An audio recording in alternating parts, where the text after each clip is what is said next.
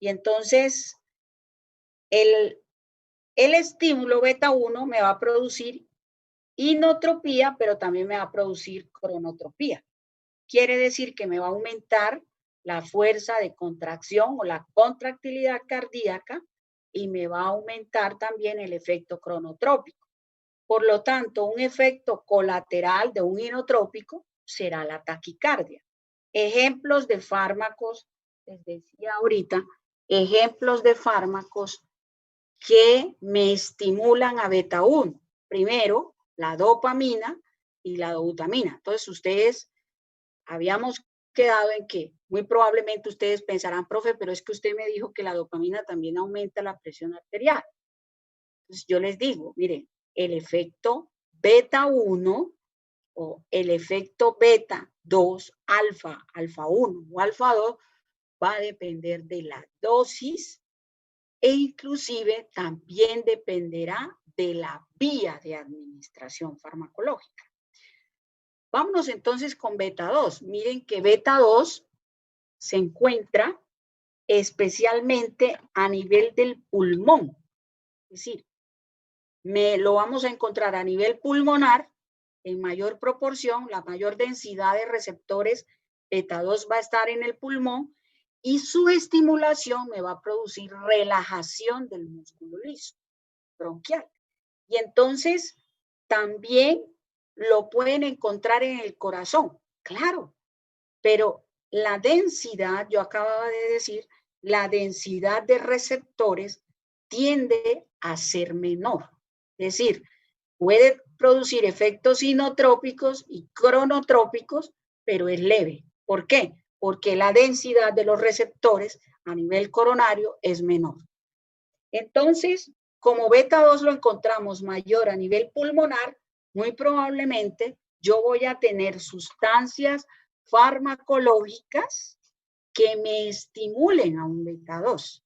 Y entonces, en pacientes con crisis asmática, por ejemplo, yo tendré necesariamente que utilizar una sustancia que me estimule a un beta 2 para que me produzca broncodilatación. El salbutamol, profe. El salbutamol, exactamente. Por eso el salbutamol es un beta 2 adrenérgico. Es decir, que me va a aumentar la dilatación del músculo liso bronquial. ¿Está claro hasta ahí? Pero, una pregunta. Sí, dígame. ¿Por qué el salbutamol en algunos casos puede producir taquicardia? Bien, lea la siguiente, lea este pedacito que usted ve aquí. Lea.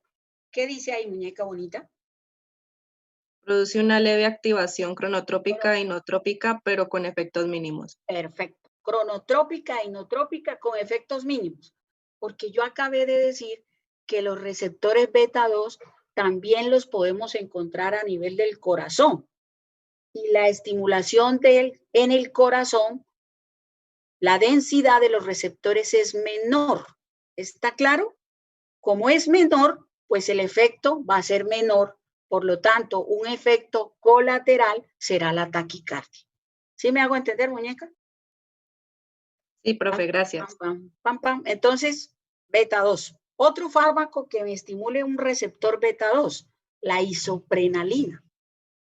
El isoproterenol, que es un fármaco indirecto simpático de beta 2. Entonces me va a producir un efecto beta 2. Y entonces, miren, yo ahorita les hablaba de un fármaco que se llama la dobutamina. Dobutamina tiene efecto inotrópico. ¿Por qué? Porque me va a activar a un receptor beta 1. Pero a dosis elevadas, es decir, a dosis mayores de 15 microgramos por kilo minuto, ya no tendría un efecto beta 1, sino que tendría un efecto beta 2. Por lo tanto, la dobutamina a dosis elevada me va a producir estados de hipotensión. ¿Ven? ¿Se dan cuenta? Entonces, ojo con todo esto, sobre todo, miren este cuadrito, traten de estudiarlo. ¿Por qué? Porque los mecanismos de acción van a estar relacionados con los efectos a nivel de los diferentes receptores. Continúo. Entonces, mire, vamos a mirar los subtipos aquí de receptores. Mira, aquí tenemos alfa 1. Entonces, ¿qué va a aparecer? ¿Qué produce a nivel del músculo vascular? Me va a producir contracción. ¿Qué pasa a nivel de genitourinario? También me va a producir contracción. ¿Qué pasa a nivel de músculo, a nivel de los músculos intestinales? Me va a producir relajación.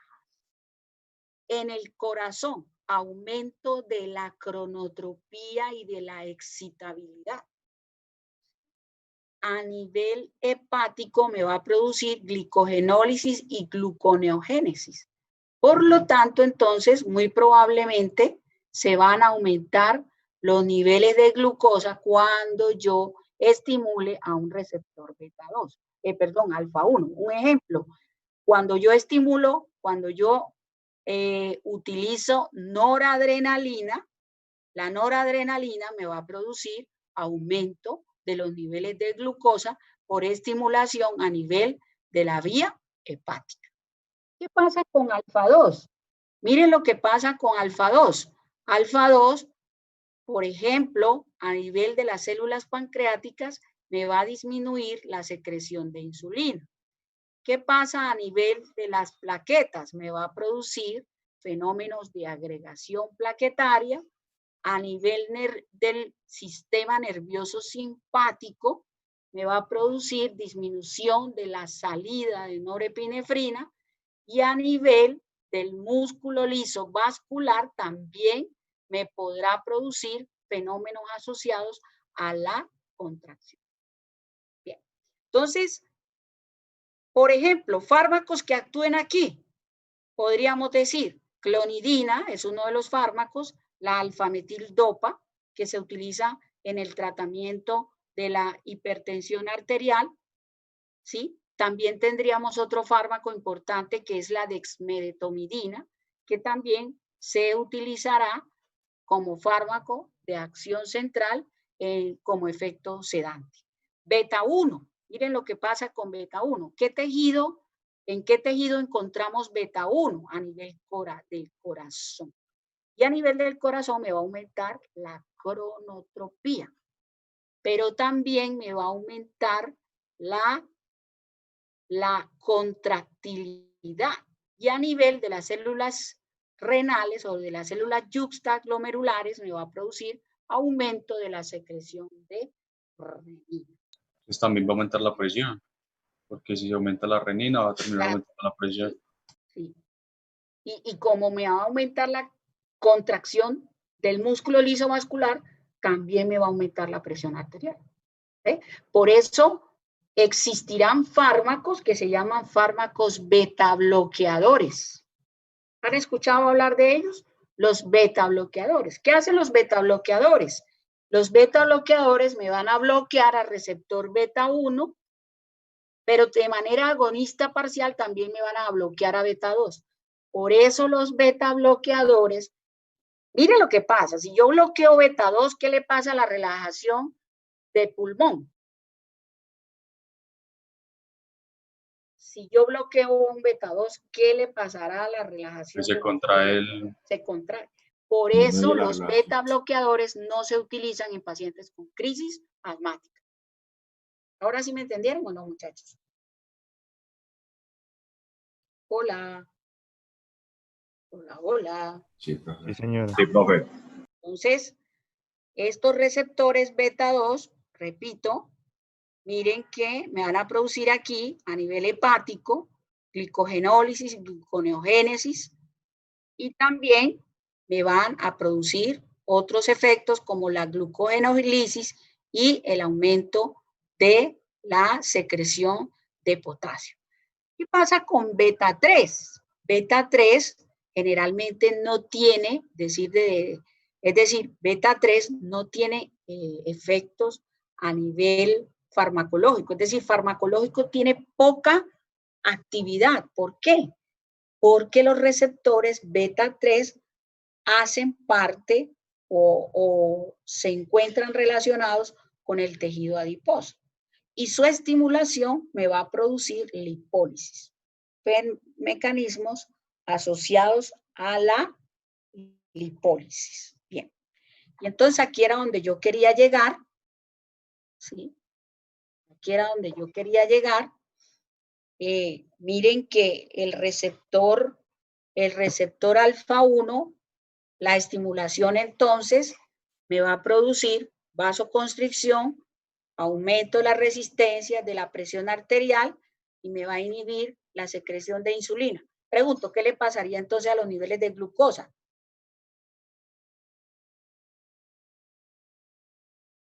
Aumentaría, exactamente. Fármacos estimulantes de alfa 1, la adrenalina, ¿sí? Primer fármaco estimulante de alfa 1.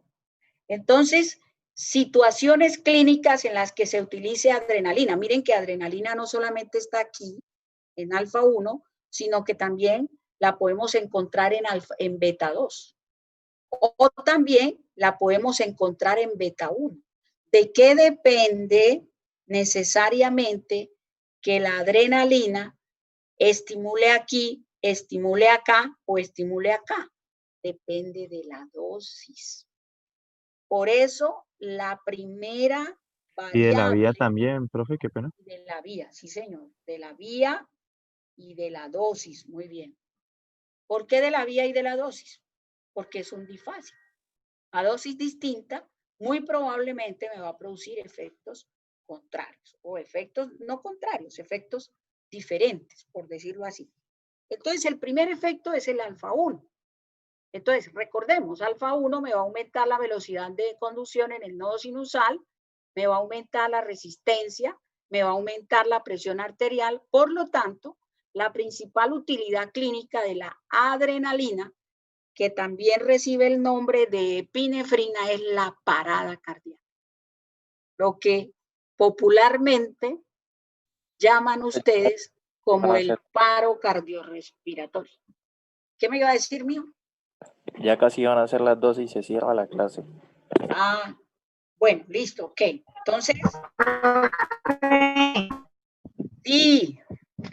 Profe, Hola. qué pena interrumpirla, hágame un favor. Lo que pasa es que cuando usted llamó a lista, el internet se me cayó y no alcancé a contestar. Paula Andrea Rodríguez. ¿Cómo es? Ah, bueno, Paula Yo estaba Andrea, en toda la clase. Ya la anoto, Paula Andrea, no hay problema. Bueno, profe. Entonces estábamos hablando de la adrenalina, ¿no? La adrenalina en la parada cardíaca. ¿Cuál es la dosis de adrenalina en la parada cardíaca? 1 miligramo intravenoso cada 3 minutos hasta obtener respuesta. Y ese hasta obtener respuesta quiere decir que hasta que el paciente salga del paro cardiorrespiratorio. Ahora yo no voy a esperar 2 o 3 días para que el paciente salga del paro respiratorio. O sea, hay unas guías que se encuentran basadas en la reanimación cardiopulmonar. Entonces yo puedo decir, el fármaco a nivel cardio, a nivel, el paciente lo voy a reanimar por 30 minutos o a los 30 minutos salió del paro, pero resulta que a los 50 minutos, a pesar de que estamos reanimando, el paciente no sale. Pues a mayor periodo de isquemia, mayor será la mortalidad. Entonces, hay unas guías que nos orientan cuánto tiempo debemos reanimar a un paciente. Lo que ustedes tienen que tener claro para este caso es que la adrenalina es un fármaco que actúa en alfa 1 y al actuar sobre alfa 1 me va a aumentar, óigase bien, la velocidad de conducción en el nodo sinusal, me va a aumentar la resistencia vascular periférica, me va a aumentar la vasoconstricción y muy probablemente pues también me va a aumentar obviamente la velocidad de conducción a nivel del nodo sinusal. Entonces eso es lo que dice la guía. RCCP, reanimación